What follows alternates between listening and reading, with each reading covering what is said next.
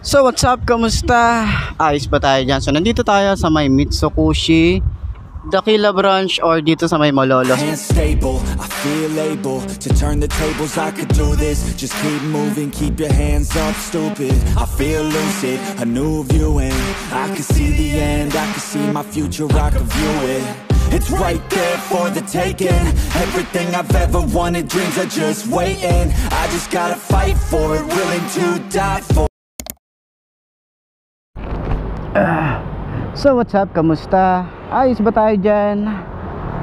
Okay, katatapos ko lang mag-vlog dito, no? Sa Mitsukushi Dakila branch. Tapos nakita natin yung bago nilang motorcycle. Ito yung Euromotor Samurai 155 EFI. Ayan. So napansin ko lang na mas malaking tingnan yung motorcycle na yun compared dito kay RFI, no? Iba yung tsura niya eh, no? Kakaiba ang Brusco nung datingan. And then premium bikes din pala to. So yung ano nga, yun na nga, no? Napansin lang din natin dito kung pagkukumparahin natin yung dalawa.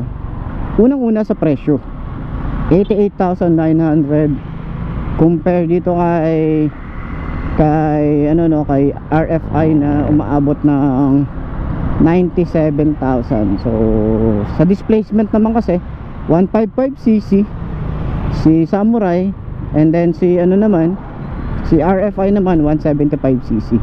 So talagang pagdating sa displacement, doon tayo nagkakatalo. Pero sa specs, maganda yung specs ni Samurai kasi naka liquid cooled na, naka combi brake din, para sila. So si Samurai naka liquid cooled, itong si RFI naka air cooled. Okay, so bakit nga ba naka liquid cooled si Samurai? Kasi mataas yung compression ratio niya compare dito kay RFI na mababa yung compression ratio.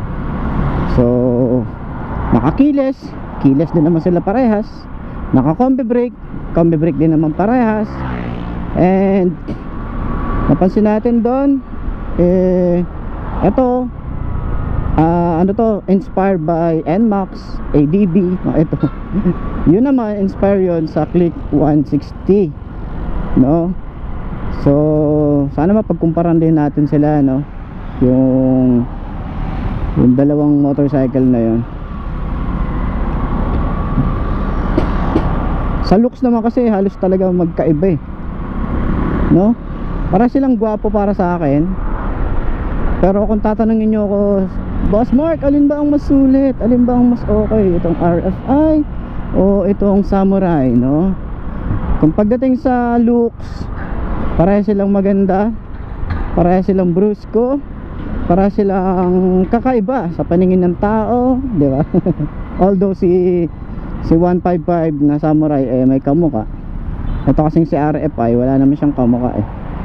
Talagang pag nakita to, RFI yun, mapapansin mo talaga na RFI compared dun kay Samurai na uy, bakit ganun, bakit ginaya si ganito, diba? So yun lang naman yung ano niya, no? Kung sa looks pareha sila, nasa sa inyo naman yun. Napansin ko lang din na malaki yung ano, yung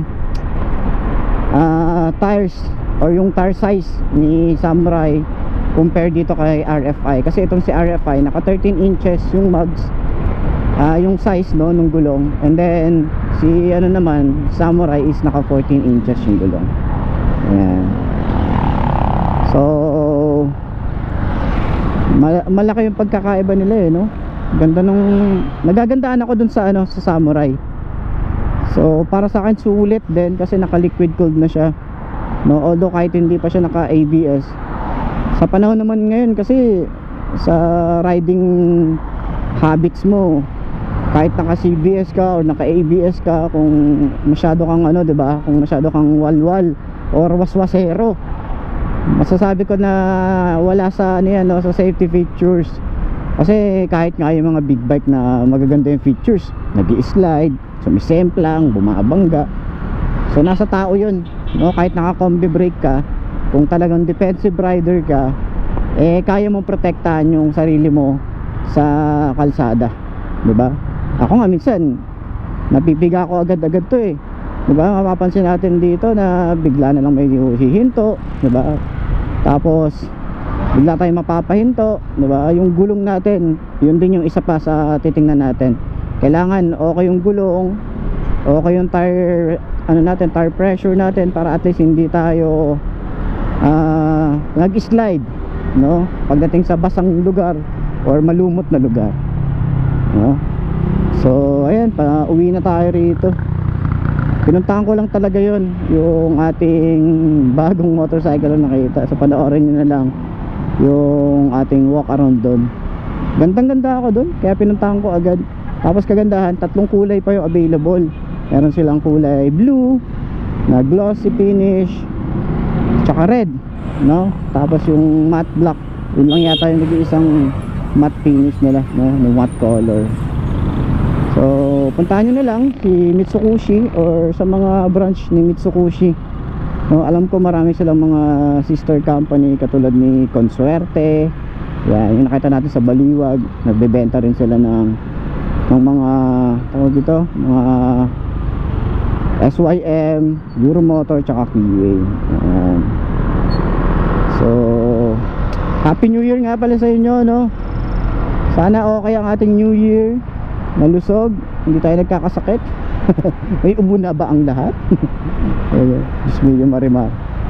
So puntahan nyo na lang at kita-kita na lang ulit tayo bukas, no? Kaya lang, gusto ko lang i-share sa inyo kung sa tingin nyo ano nga bang masulit, kung itong si RFI ng Rusi or si Euromotor ng Samurai, Euromotor ng Samurai, or yung Samurai 155 EFI ng Euromotor. Ayan. So para sa akin, overall, paras naman silang sulit. Nasa sa inyo na lang yun kung ano yung mas kaya ng budget nyo, no?